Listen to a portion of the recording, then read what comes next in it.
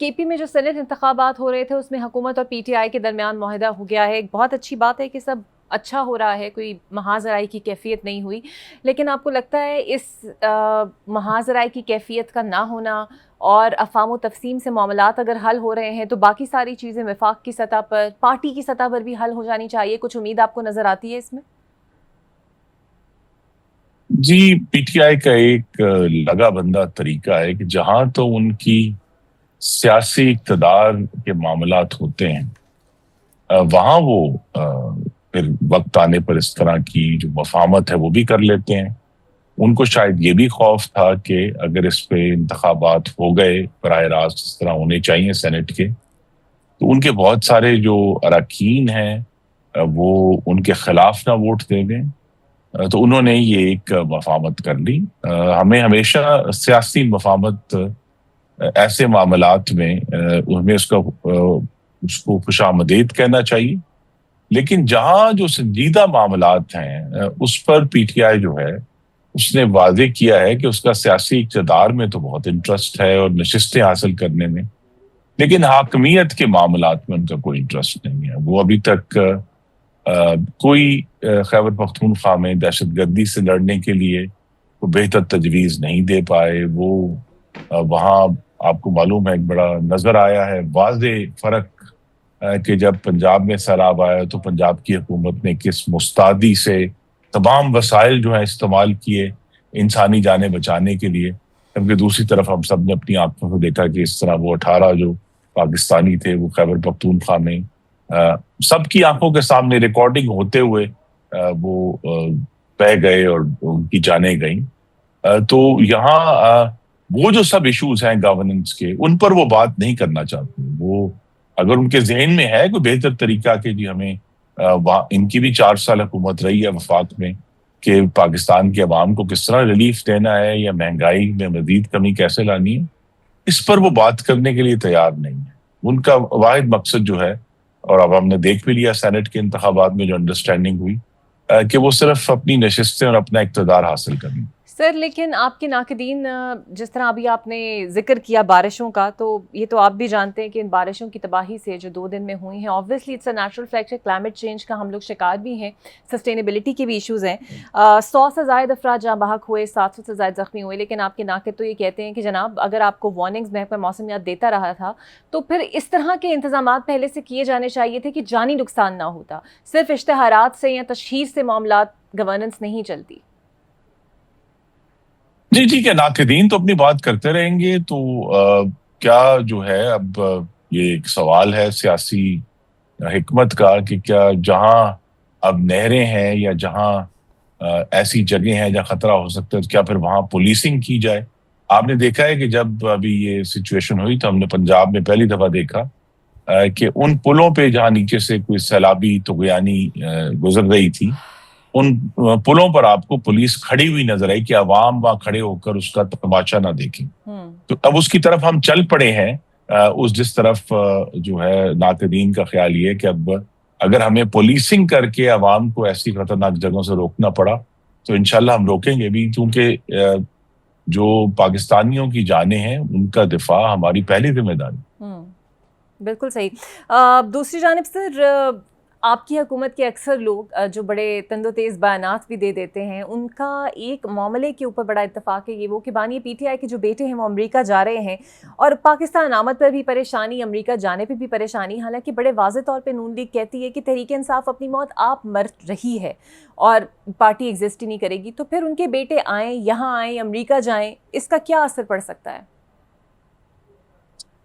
دیکھیے پریشانی نہیں ہے, وہ پہلی بات یہ ہے کہ غیر ملکی شہری ہیں. اگر وہ پاکستان کی دوہری شہریت نہیں رکھتے, حالانکہ برطانیہ میں یہ اجازت موجود ہے. اب وہ چونکہ برطانوی شہری ہیں تو وہ اس کے ہوتے ہوئے جو قانون کہتا ہے وہ ضرور تشریف لائیں, ویزا لے کر آئیں. وہ اپنے والد سے ملنا چاہتے ہیں جو قانونی طریقہ ضرور اختیار کریں. ہمیں تو صرف یہ ہے کہ جو غیر ملکی شہریوں کی جانوں کا جو دفاع ہے وہ بھی بہت اہم ہے, کیونکہ وہ ایک انٹرنیشنل سٹوری بنتی ہے. پاکستان کے بارے میں لوگ اس سے اپنے اندازے اخذ کرتے ہیں. تو پی ٹی آئی کا جو سابقہ انداز ہے تشدد اور تصادم کی سیاست والی. تو اس میں اگر وہ پھنسے اور بھی ایشوز ہیں, ایک ہمیں ان کی ولدیت سے علیحدہ ہو کر سوچنا ہوگا کہ کیا غیر ملکی شہریوں کو پاکستان کی سیاست میں عملی جو حصہ ہے وہ لینے کی اجازت دی جا سکتی ہے, کیا یہ قانون اس کی اجازت دیتا ہے. یہ سب معاملات ایسے ہیں, لیکن اس سارے ایشو میں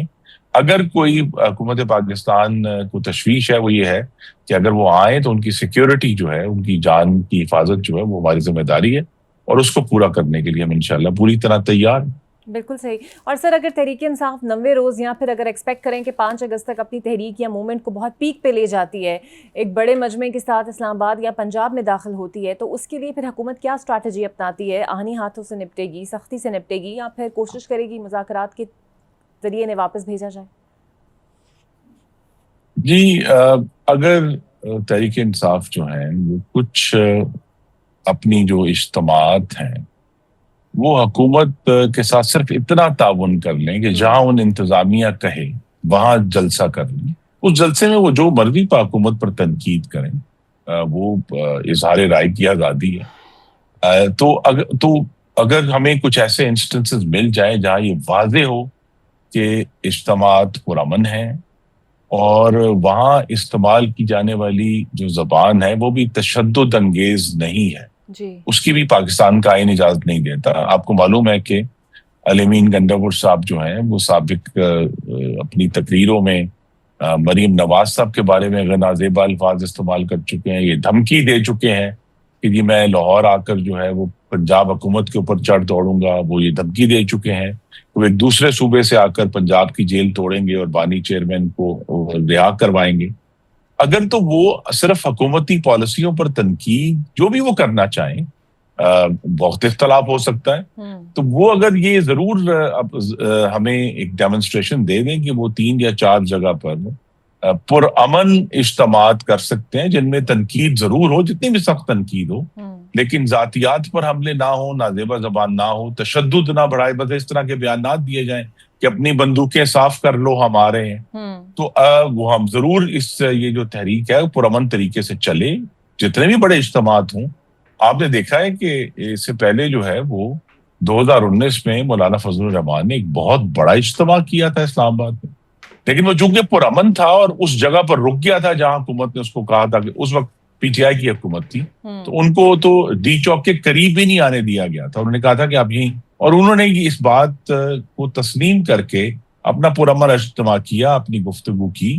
اگر اسی طرح پرامن اجتماعات ہوں تو پاکستان کی سیاست اور جمہوریت کو تقویت ملے گی. لیکن اگر تشدد ہوگا کہ 26 نومبر کو 5 رینجرز شہید ہوئے, ایک پولیس مین شہید ہوا, یا 9 مئی کو جس طرح شہیدوں کی یادگاروں کی بے حرمتی ہوئی, سرکاری املاک کو, بلڈنگز کو جلایا گیا, جانوروں کو جلایا گیا, پھر حکومت کا آنی ہاتھ حرکت میں آئے. سر لیکن ایسا ہوتا ہے اور نظر بھی آتا ہے کہ جب بھی کوئی ایسا موقع آئے یا حکومت مشکل میں ہو, ملاقاتوں پر پابندی لگتی ہے بانی پی ٹی آئی کے ساتھ, لیکن چاہے وہ بیرسٹر سیف ہوں, چاہے وہ علی امین گنڈاپور ہوں جو بڑے ایموشنل انداز میں سٹیٹمنٹس دیتے ہیں اور آپ لوگوں کو تنقید کا نشانہ بناتے ہیں, انہیں خصوصی پروٹوکول کے ذریعے بانی سے اجازت مل جاتی ہے, وہ ملاقات کرتے ہیں. سو ایسے وقت میں ان دونوں شخصیات کو یہ حکومت کیوں چنتی ہے؟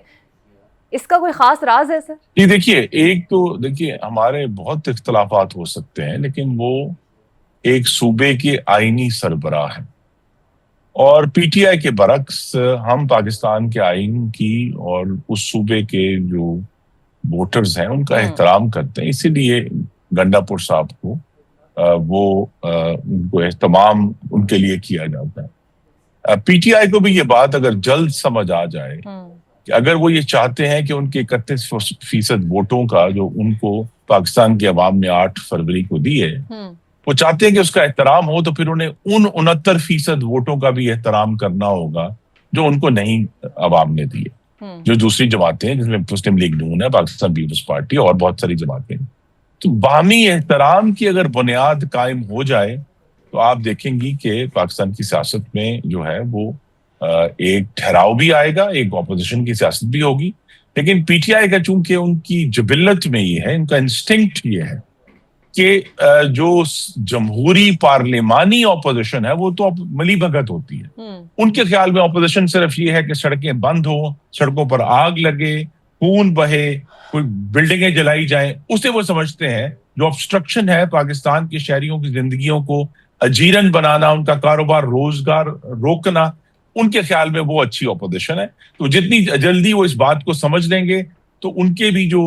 بہت سارے سیاسی مقاصد ہیں ان کا حصول ان کے لیے آسان ہوگا. اور حکومت جو ہے, اور ان کے پاس بھی اب 12 سال سے خیبر پختونخوا کے میرے بھائیوں اور بہنوں کی زندگیوں کی ذمہ داری ہے, حاکمیت کا مقابلہ کریں نا پارٹیوں کا, بجائے یہ کہ ہم ایک دوسرے سے مخاصمت رکھیں. وہ ہمیں کر کے دکھائیں کہ کے پی میں کتنا زبردست کام ہو رہا ہے, کہ جی پنجاب والے تو ان سے سیلاب ہینڈل نہیں ہوتا, ہم نے سیلاب ہینڈل کر کے دکھایا ہے. لیکن یہاں الٹ بات ہے کہ جو حاکمیت کرنے میں مکمل طور پر ناکام ہے وہی حملہ آور ہے ان لوگوں پر جو حاکمیت کر کے دکھا رہے ہیں. بالکل صحیح سر.